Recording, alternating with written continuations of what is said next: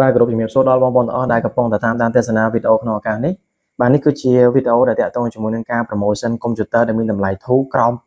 $200សម្រាប់បងប្អូនដែលកំពុងតែស្វែងរកកុំព្យូទ័រសម្រាប់ឲ្យកូនប្អូនយកទៅសិក្សារៀនសូត្រ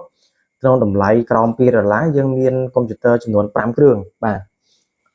យើងមានកុំព្យូទ័រចំនួន5គ្រឿងរួមទាំង HP នេះផងដែរហើយ HP នេះគឺជាប្រភេទ touch screen បងប្អូនបាទជាប្រភេទ touch screen ផងដែរអញ្ចឹងយើងមាន touch screen មួយដើមនិងកុំព្យូទ័រ Asus ពីមុខយើង3ដើមនិង Lenovo មួយដើមសម្រាប់បងប្អូនដែលកំពុងមានចំណាប់អារម្មណ៍ហើយរកកុំព្យូទ័រតម្លៃក្រោម$200គឺអាចតាក់ទងមកកាន់3ASUSបានបាទអញ្ចឹងកុំព្យូទ័រទាំងអស់នេះគឺស្អាតស្អាតបងប្អូននេះបាទវាមាន Core i3 Core i5 RAM 8 256 RAM 8500បាទសម្រាប់បងប្អូនយកទៅប្រើប្រាស់ហើយចំពោះអេក្រង់មាន14អ៊ីងបាទសុទ្ធតែ14អ៊ីងហើយអា Lenovo នេះគឺអេក្រង់15អ៊ីងបាទក្រៅពីនេះសុទ្ធតែ14អ៊ីងទេបាទអញ្ចឹងបងប្អូនដែលមានចំណាប់អារម្មណ៍សូមតាក់ទងមកកាន់ក្រុមការងាររបស់ ASUS ហើយជំរាបប្រាប់បងប្អូនផងដែរថាបងប្អូននៅប្រទេសកូរ៉េនៅកម្ពុជានិងនៅជប៉ុនសុទ្ធតែអាចធ្វើការកំងទិញបានយើងមានលក់ទាំងនៅប្រទេសកូរ៉េយើងមានលក់ទាំងនៅប្រទេសខ្មែរនិងប្រទេសជប៉ុនហើយមិនតែប៉ុណ្ណោះសម្រាប់សេវាកុំព្យូទ័រយើងមានសេវាជួសជុលទៅលើម៉ាស៊ីន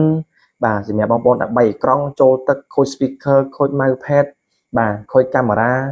ឬក៏ខូច spare part ណាមួយរបស់កុំព្យូទ័របងប្អូនអាចតាក់ទងបានផងដែរមិនតែប៉ុណ្ណោះយើងក៏មានសេវាតាក់ទងជាមួយនឹង program របស់កុំព្យូទ័រមិនថាប្រភេទ Windows មិនថា MacBook បាទយើងមានតម្លើងពីចម្ងាយយើងមានឲ្យបងប្អូនមកយកមកផ្ទាល់ក៏យើងមានតម្លើងហើយមួយវិញទៀតសម្រាប់បងប្អូនដែលប្រើប្រាស់ MacBook ដែលកំពុងមានបញ្ហាជាប់ iCloud យើងក៏មានកម្មវិធីយើងក៏មានរបៀបនៃការដោះតាម hardware ឬក៏ដោះតាម program ជាដើមអញ្ចឹងសម្រាប់បងប្អូនដែលមានតម្រូវការតាក់ទងចង់ទិញកុំព្យូទ័រ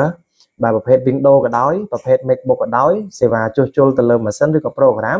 បងប្អូនអាចតាក់ទងមកកាន់ក្រុមការងាររបស់ ASUS បានបាទ complete យើងមានសាខា3ឯណោះគឺទី1នៅខ្មែរ